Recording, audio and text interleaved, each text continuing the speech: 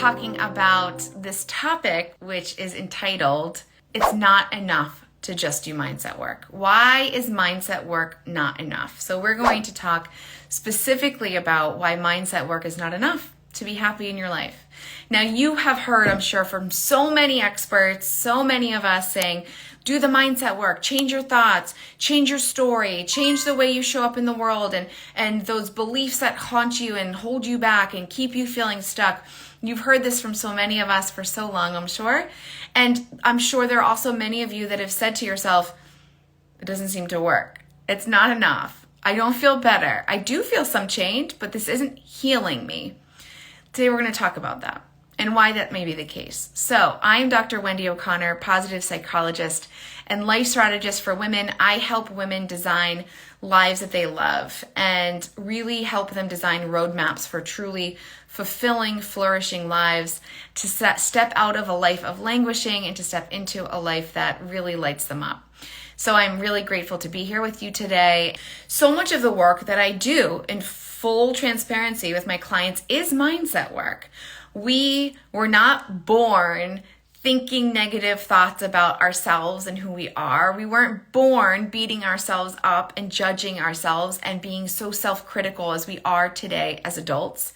We were born as this clean slate where we had not had the experiences to create conditioned beliefs about who we are, what our abilities and capabilities are, and what our future holds.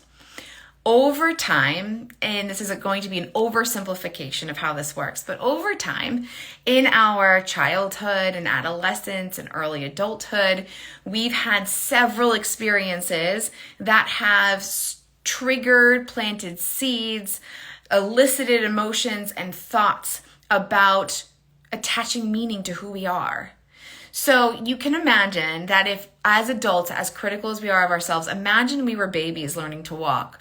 And imagine every time we fell, we were like, you suck. You're the worst. Why can't you figure this out? Forget it. I'm not going to do it anymore. I'm just going to bail. I'm going to pull the plug. It doesn't happen. There is drive inside us to be better, to learn, to be empowered, to persevere. And babies don't stop learning to walk. They don't beat themselves up. They don't give themselves a hard time. They just get up and try again. And we lose our ability to really feel in touch with that version of us, the version of us that just has the drive to love life and to seize a moment and to learn and to be our best. We lose that over time. And it's a really sad story when you think about it, right? We can all think about something or someone in our life that has caused or triggered us to feel traumatized, that has caused us to think horrible things about who we are, to really judge and second guess and doubt ourselves. And we go through life carrying that baggage, carrying those burdens of what we were taught to believe is true about us. Now, this doesn't mean that somebody in your life explicitly said something to you like you're horrible or you're worthless or you're a loser. But we are very attuned to picking up messages from our environment over the years. We learn, as important as it is as children, to learn what's okay, what's good and what's bad, that the stove is hot and not to touch it, that dogs can be dangerous and not to stick your face in their faces. We learn very quickly that we should be paying attention to expectations of our behavior so that we don't get in trouble, that we get praised, that we get celebrated and appreciated. And so when we have that guide, internal guide leading us through life, it makes sense that we're really pretty attuned to how people are responding to us or what we're learning from others about who we are, even if they don't explicitly say it. We are all carrying with us beliefs and thoughts about who we are. And many of those thoughts tend to haunt us, and they're not so positive. In fact, they really make us go down rabbit holes and kind of spiral out sometimes and really stop us from living our best lives. But the work that we need to do in this life, and I've learned this over the years and still continue to do this work because it's so impactful, it's not just about changing your thoughts. Your body holds onto and remembers negative, tragic, triggering, traumatic experiences we've had.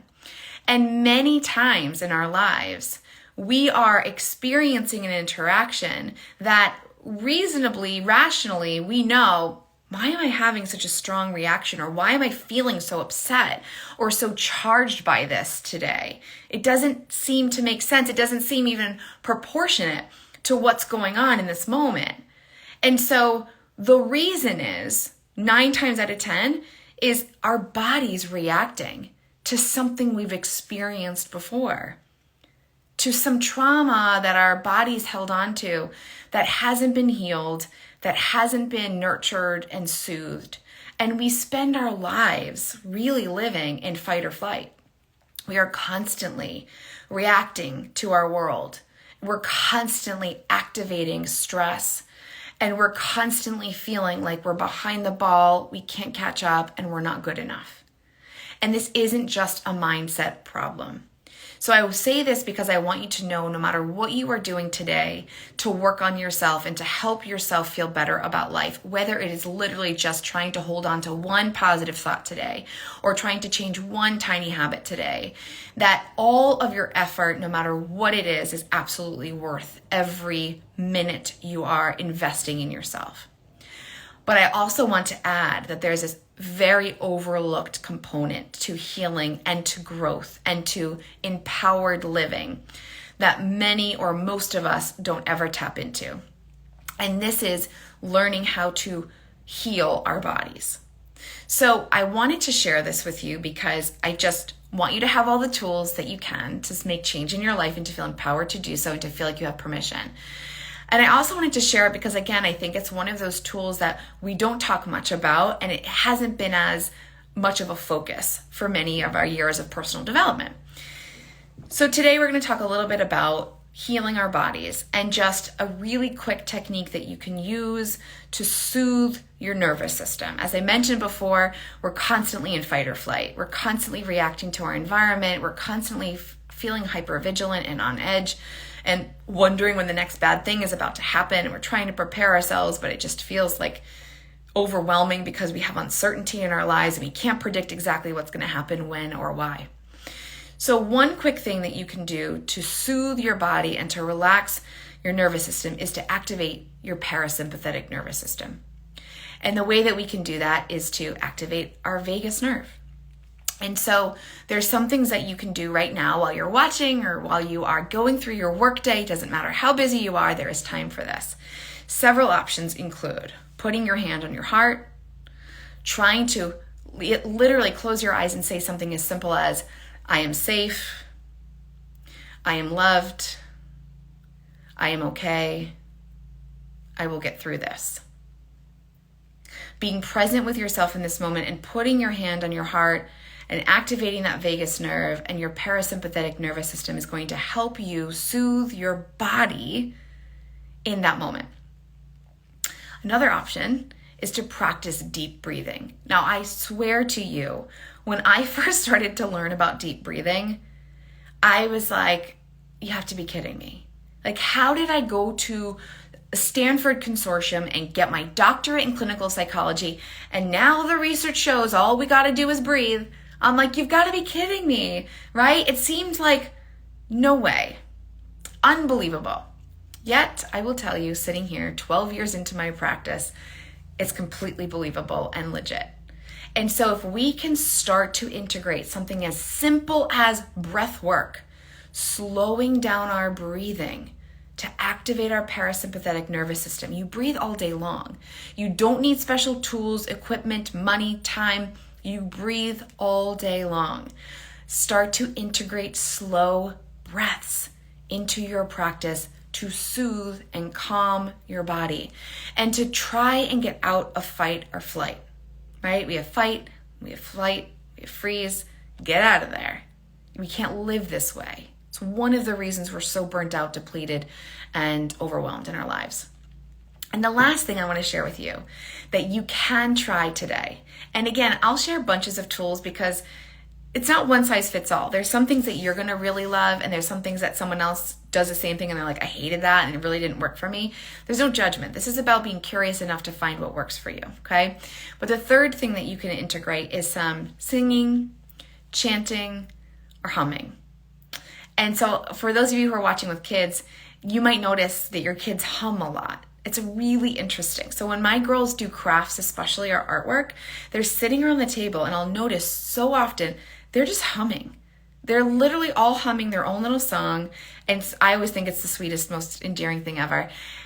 And the reality is there's science and research behind why they're choosing to hum in those moments. It's soothing.